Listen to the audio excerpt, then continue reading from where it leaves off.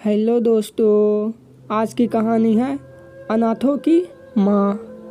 चलते हैं कहानी की ओर। एक गांव में अनुराधा नाम की औरत रहती थी। उसका बालपन बहुत नाजुक हालतों में बीता था। वह कभी स्कूल नहीं गई थी।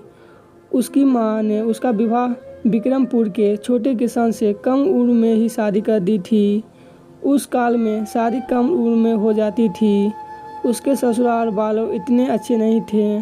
सास उसे हमेशा दोष देती थी। उससे दिन भर सारा काम करवा लेती थी और खाने के समय उसे बासी खाना देती थी। उसका पति भी उसकी कोई बात नहीं सुनता और उस पर हर छोटी मोटी बात पर चिल्लाता था। वह जब अकेली रहती थी तब बहुत रोती थी। कुछ महीनों बाद अनुराधा गर्भवती हुई। उस वक्त उसे आराम, अच्छे खाना, प्यार और देखभाल की बहुत ज़रूरी थी। लेकिन उसके ससुराल वालों ने उसे ऐसी जगह रहने पर मजबूर किया कि जहाँ जानवरों को बांधा जाता था। फिर कुछ दिन बाद उसने तबेले में ही एक बेटी को जन्म दिया। बेटी बहुत सुंदर थी। लड़की कन्या होने की वजह से घर के सब लोग उस पर नाराज़ हो गए। उसको लड़का चाहिए था और हो गई लड़की। उसमें अनुराधा का क्या कसूर था। अनुराधा की सास उसे कहने लगी कि हमें तो लड़का चाहिए था, पर जो किस्मत में नहीं था वह कैसे मिलेगा। अनुराधा को प्रोटीन खाना तो दूर, उसे रोज़ खाना भी नहीं मिलता था। फिर भरा वह अपनी बच्ची को दूध कैसे पिलाती। भूख से व्याकुल होकर अनुराधा को चक्कर आने लगे। एक दिन अनुराधा उसकी लड़की को लेकर उसके मायके पहुंची और उसने उसके साथ हुए सारे अत्याचार अपने माता पिता को बताए। पर उसके माता पिता ने उसे अपने साथ रखने से इनकार कर दिया। उसके माता पिता उसे फिर से ससुराल जाने के लिए कहने लगे। अनुराधा की माँ उसे कहा कि अब तेरा मायके तेरे नहीं रहा, अब तेरा ससुराल ही तेरा घर है, तू ससुराल जा। ऐसे बातें सुनकर वह चौंक गई। उसको कुछ समझ में नहीं आ रहा था। फिर अनुराधा अपने मायके से निकली, पर उसको उसके ससुराल जाने की इच्छा नहीं हुई। अनजान रास्ते पर उसकी बच्ची को लेकर दिन भर वह चलती रही। शाम हो गई। वह प्यास और भूख से व्याकुल हो गई। जैसे जैसे रात होने लगी वैसे वैसे उसको डर लगने लगा। उसके पास खाने के लिए कुछ भी नहीं था। चलते चलते वह स्टेशन पर पहुंची। स्टेशन भी उसे सुरक्षित नहीं लग रहा था। उधर बूढ़े किस्म के आदमी घूम रहे थे।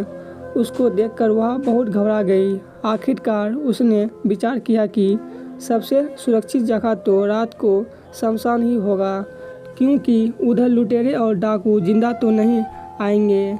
सब शमशान में जाने से डरते हैं।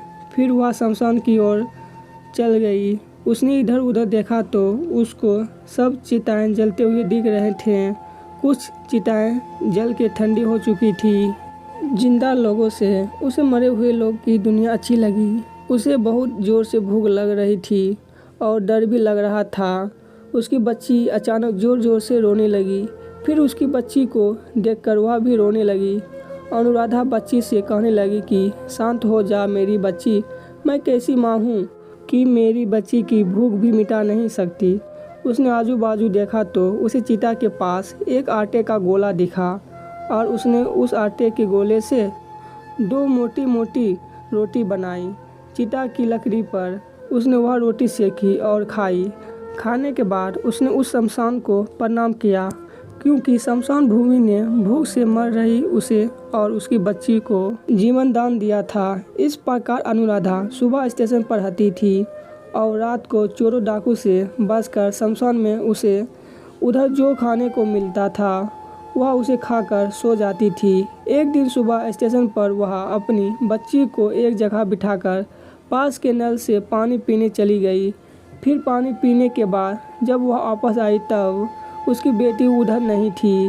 वो रोने लगी और चिल्लाते हुए बोली, हे भगवान, मेरी बेटी को कौन उठाकर ले गया? उसके बिना मैं क्या करूँगी? उसने उसे बहुत ढूंढा पर उसे वहाँ कहीं नहीं मिला। कितने दिन से अनुराधा अपनी बेटी के लिए रोए जा रही थी। उसकी हिम्मत टूट गई थी। वह जब जब सोचती कि मेरी छोटी सी बच्ची को कैसे लग रहा होगा, वे किस हाल में होगी। ऐसी बातें सोचकर उसका मन बैठ जाता। एक दिन उसने देखा कि 4-5 बच्चे स्टेशन पर भीख मांग रहे थे। वह सब अनाथ थे, उनका आगे पीछे ख्याल रखने वाला कोई नहीं था।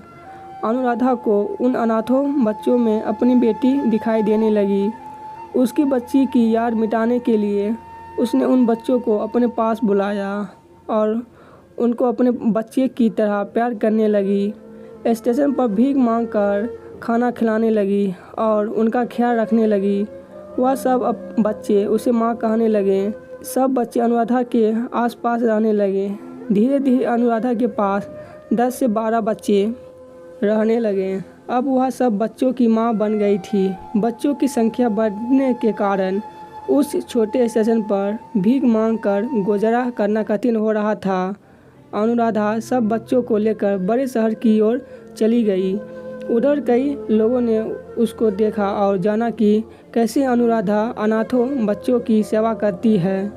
लोगों ने उसके काम की तारीफ की। कुछ अच्छे लोगों ने पैसे जमा करके उन सब बच्चों के रहने खाने पीने और पढ़ाई की व्यवस्था की।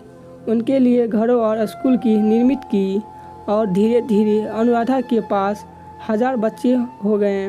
वह सबकी माँ थी और वह सब बच्चे उसके खुद के बच्चे बने। हर माँ बाप की तरह अनुराधा ने उसके पास आने वाले हर अनाथ बच्चे का पालन पोषण और शिक्षा में कोई कमी नहीं छोड़ी। उनमें से कुछ बच्चे डॉक्टर, प्रोफेसर, इंजीनियर और देश के अच्छे नागरिक बने।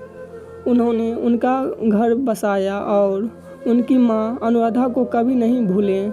वह सब माँ से जुड़े रहते थे। अनुराधा के काम को चारों ओर से प्रसिद्धि मिली। उसे शहर में उसके अनुभव बताने के लिए बुलावा आने लगा।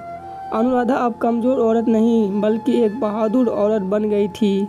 इतना सब होने के बाद भी अनुराधा जब सोती थी तब उसे उसकी बेटी की याद हमेशा आती थी। वो अपनी बेटी को कभी नहीं भूला पाई थी। एक दिन अचानक कुछ लोग 12 वर्ष की लड़की को लेकर अनुराधा के पास आश्रम आए। वह लोग अनुराधा को कहने लगे कि इसके माता पिता इस दुनिया में नहीं है। इस बच्ची को आप अपने पास रखोगी क्या? अनुराधा ने ध्यान से उस बच्ची को देखा कि उसके माथे पर वही निशान है जो उसकी बच्ची को भी था। उसने जब बड़े ध्यान से उसका चेहरा देखा तो वह समझ गई कि यह मेरी गुम हुई बच्ची ही है। अनुराधा अपनी बेटी को देखकर बहुत खुश हो गई। उसने उसको गले से लगाया। उसको उसका गुम हो गया जीवन फिर से मिला।